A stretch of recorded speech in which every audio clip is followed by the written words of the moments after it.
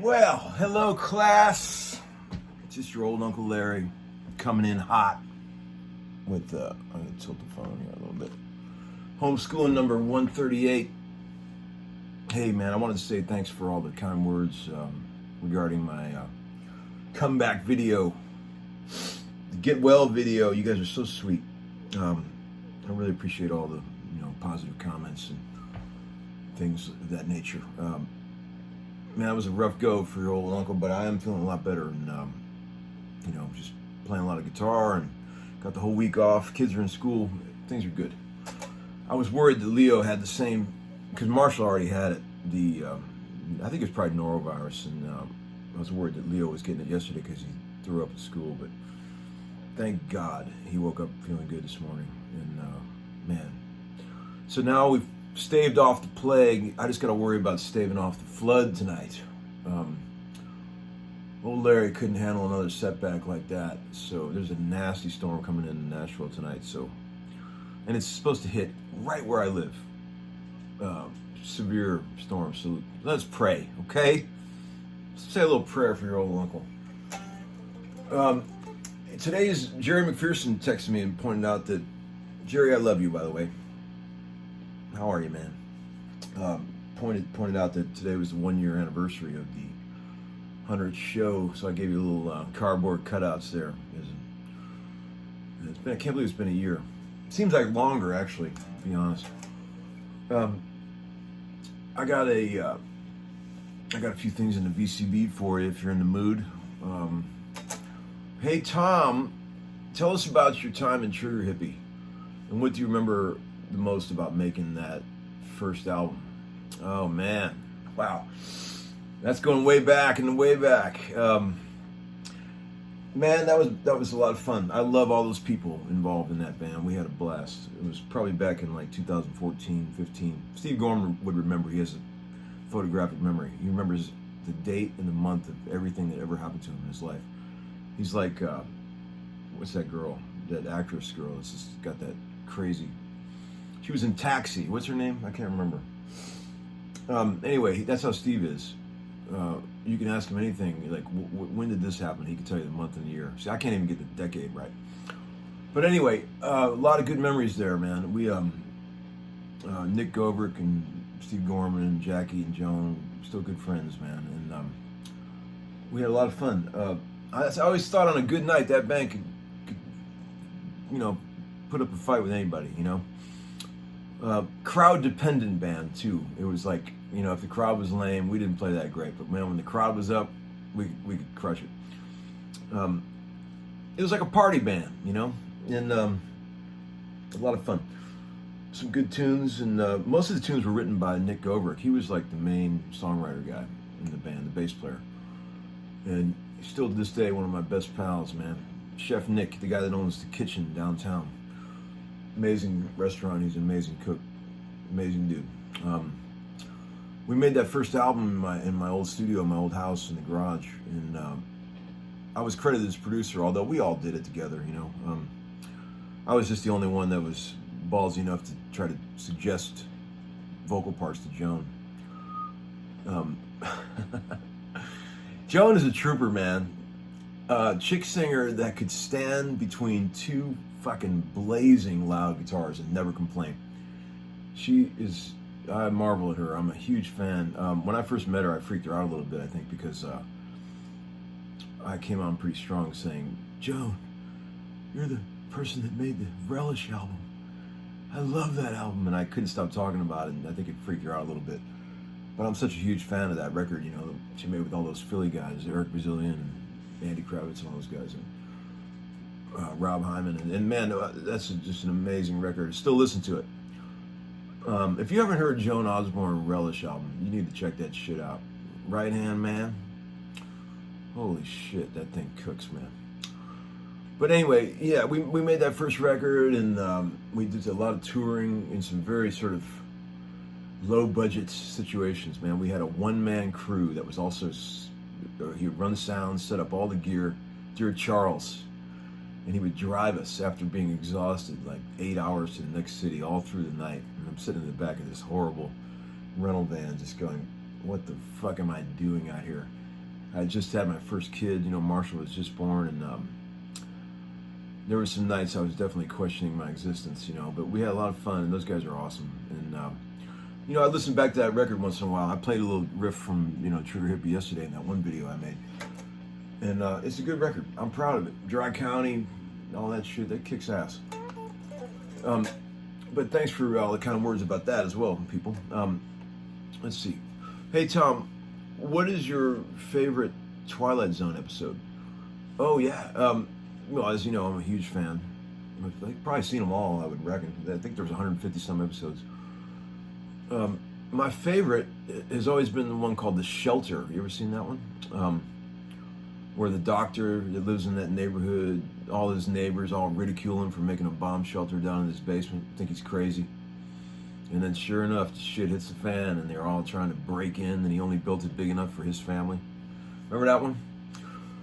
A great illustration of the ugly underbelly of man when things get desperate, as we evidenced during COVID at the grocery stores. People buying too much what they needed, what they didn't even need. That kind of thing. That happens to people. You know, we're good-hearted people, but sometimes when shit gets desperate, we forget about that. My sons loved this one episode called Night Call. The Shelter was season 3. Night Call was on season 5. Remember the one about the old lady who just keeps getting these phone calls in the middle of the night, and there's just nothing but static on the line? And then they find out later there's a down phone line going to a grave of her old boyfriend that she killed in a car wreck. Man, you remember that one? That's spooky. Oh, Lord, that's a good one. Okay, here's another one. Hey, Tom, how did you ever, totally unrelated, how did you ever overcome the red light fever you said you had in the early days in studio? Yeah, red light fever, when you're playing amazing shit on the go down before they're really recording, and then, okay, guys, sounds amazing, let's get this. Hit red, and then it all goes away. You clam up. I had a hell of a time beating that. As soon as you start thinking when you're playing, you're dead in the water. I always say that. You got to just get your mind out of the equation. You got to just play from your heart and soul, and you got to be fearless, and don't worry about who's watching. As a matter of fact, later on in life, I started doing this exercise where I would invite people purposely to be around when I'm trying to be creative that made me uncomfortable, just their presence.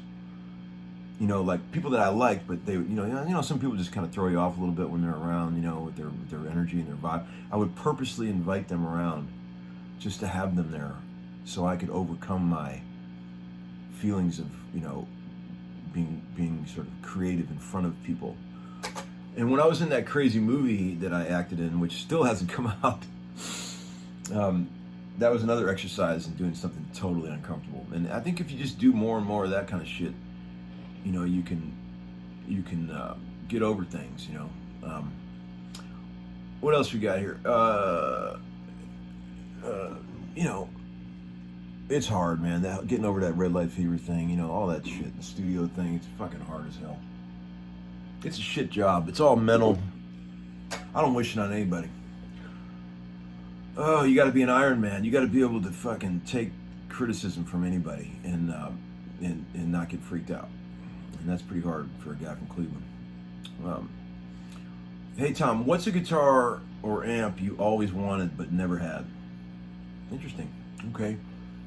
Well, I'll tell you, through all these 53 years of, buying and selling vintage guitars and amps, I've been fortunate enough to have pretty much, at some point, everything I ever wanted, what would be nice that I never had? I'll tell you.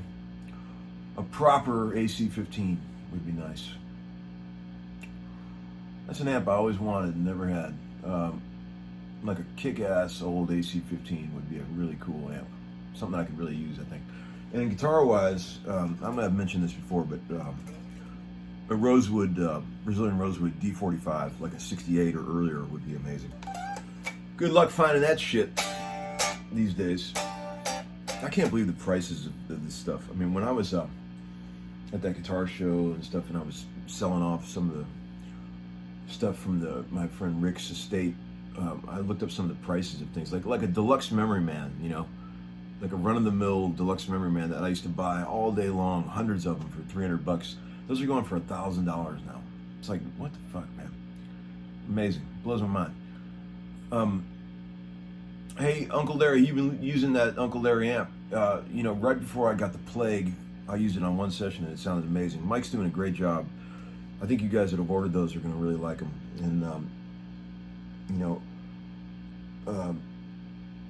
And I also want to say, it's been a minute since I mentioned this, but man, I'm not trying to sell you nothing, but if you guys haven't checked out one of Ebo Customs reverbs, man, and his amps, you've got to check those out. Those two buddies of mine are both doing amazing things, and I'm very proud of both of them. Those reverb units that Ebo makes are fucking amazing. I use them all the time, and they're so good. Both of those cats are making some world-class shit, and if you guys are looking for any of that stuff, you should definitely contact those cats. I'm not trying to sell you nothing, I swear to God. I don't give a shit if you buy it or not. Let's see, anything else in there? I suppose I should show you my recent addiction, my illness. Look at this. I've been having a bit of a midlife Marshall crisis. There's like 4 plexis and an early brushed aluminum panel back there. Right now, well, hell, I could probably just show you. Let me put this guitar on. I could probably just show you easier. Let's see. Right now, I was playing through this PA head right here in conjunction with this other 50 watter. In stereo with this amazing pedal. Can you see it? Where is it? I'm trying to show you. That MXR Stereo Chorus right there, which is incredibly cool. Can you see it? I don't even know what I'm looking at with this phone anymore, but I'll put this back where it was and finish this video for you. Anyway, thanks for watching, guys, and hope everybody's good out there, and hope we don't get flooded tonight. All right, thanks for watching the show. See you, boys.